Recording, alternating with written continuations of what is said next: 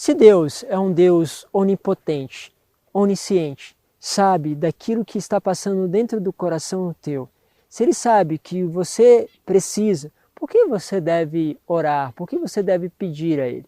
Vamos falar um pouquinho sobre isso na palavra de hoje.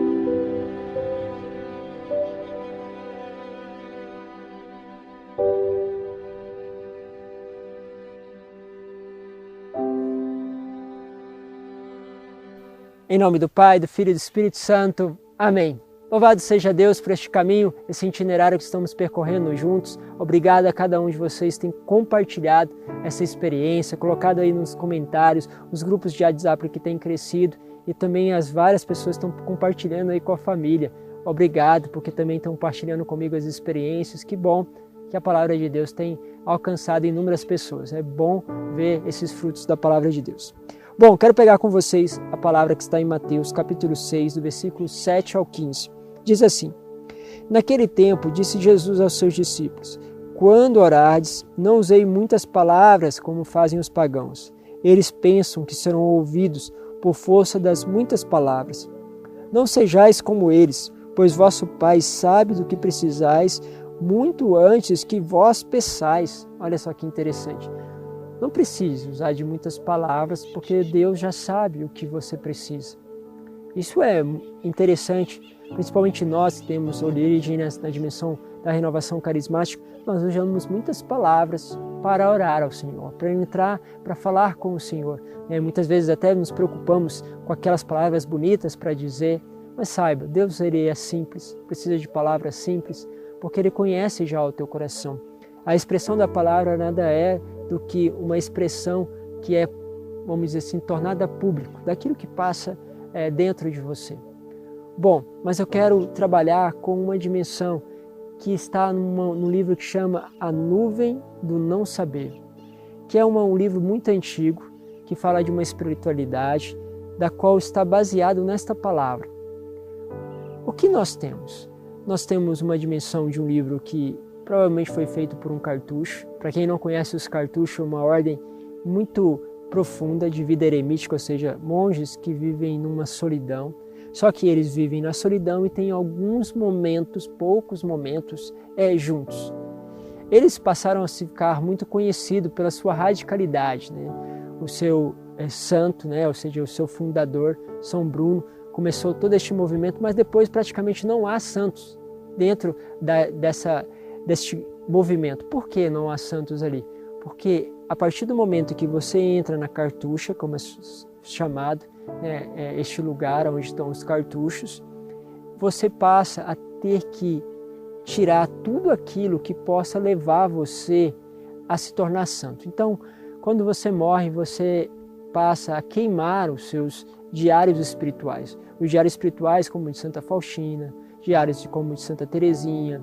Tantos santos foram reconhecidos por aquilo que escreveram. Santa Gemma Galgani, são diários, são escritas. O que eles fazem? Assim que eles morrem, as pessoas então é queimado todo o material que possa um dia levar eles a serem reconhecidos como santos. Qual que é o ideal que eles têm por trás de tudo isso? Que a santidade, eles queriam assim, santos para Deus, essa é a expressão, porque eles querem ser santos somente para Deus. Por isso eles querem um escondimento absoluto. Muitos são colocados como indigentes na cova, não há nem a nomeação do nome, colocados ali dentro do próprio claustro, ou seja, ali da própria cartucha, e são, a partir do momento que entra, é praticamente como que você morresse vivo. Então os escritos que saem da cartucha, eles não saem com os nomes dos monges, porque eles não podiam obter santidade. Eles não poderiam ter nenhum reconhecimento daquilo que eles fazem. Se tornavam-se conhecidos pela orientação espiritual de outras pessoas, logo eles tinham que abandonar a orientação espiritual, porque teriam que ser conhecidos somente para Deus. Há um escondimento, uma vida muito velada.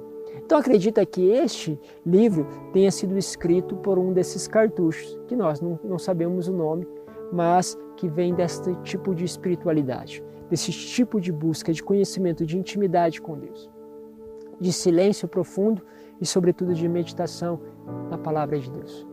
Bom, o que ele vai trabalhar? Que Deus, sabendo o que você tem dentro do teu coração, ele não precisa que você o diga. Ele precisa que você esteja no sentido de entrar no mistério. Só que quando você entra no mistério, o mistério não é algo que você pode pegar, que você possa poupar. Quando você vai falar do mistério de Deus, daquilo que Deus te permite também viver a nível espiritual, você vai sempre dizer, era como, era parecido com, era mais ou menos assim. Por quê? Porque você não consegue dizer, te escapa. A nuvem é algo que você, de certa forma, vê, você vê a nuvem, mas você não consegue pegar nela. Você não pode determinar a forma da nuvem. A nuvem ela tem várias formas, mas você não pode enquadrar a nuvem.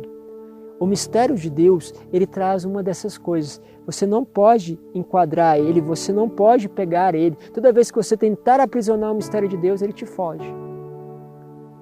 O que acontece dentro desta lógica é que eles vão dizer o seguinte, não é possível a nós alcançarmos a Deus pelo intelecto ou por aquilo que nós podemos dizer, porque tudo aquilo que nós podemos captar pelo intelecto são realmente algo que não é ainda Deus.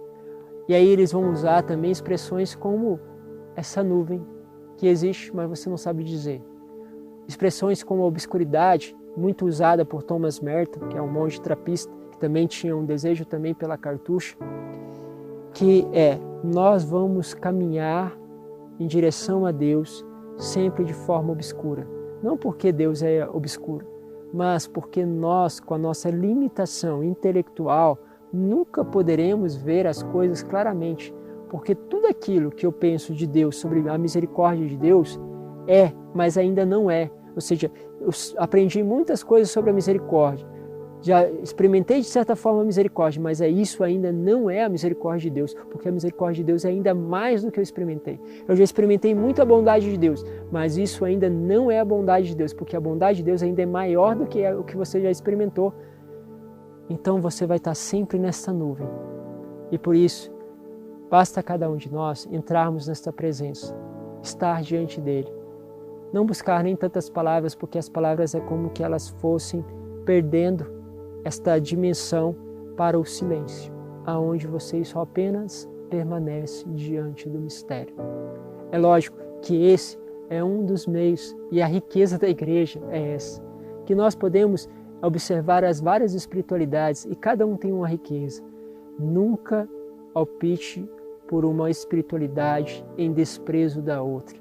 Você cometeria realmente um engano contra a igreja.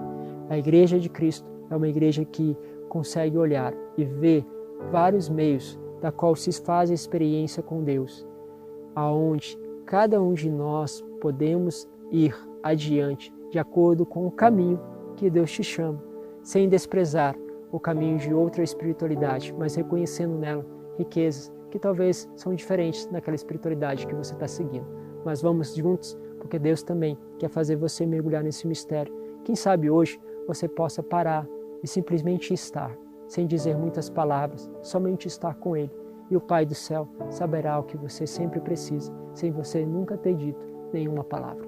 Deus os abençoe e nos encontramos mais uma vez no Evangelho amanhã. Um abraço, Deus os abençoe, Pai, Filho e Espírito Santo.